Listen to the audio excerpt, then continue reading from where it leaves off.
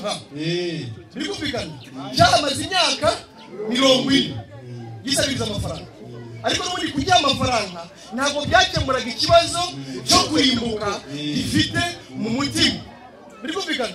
kuba pasiteri kuba umuhanuzi kuba umuririmbyi ahora akubwira ko Imana igukuye ku cyafu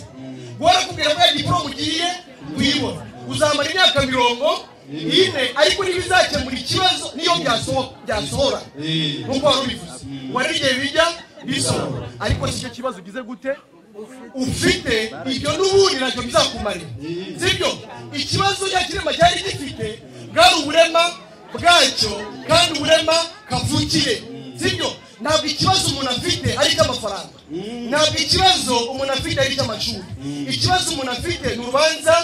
rw'iteka niyo Petero yamubwiye ati nta mafaranga tukuzaniye twe ntabwo turabwiriza ubutumwa bw'amafaranga oya ntabwo turi tubwira abantu ko Imana ibahaye poromosiyo oya ariko arabwira ngo dufite twebwe tuyagira gute mu izina rya Yesu bamuzima haguruka ugende jya mu ijuru rwose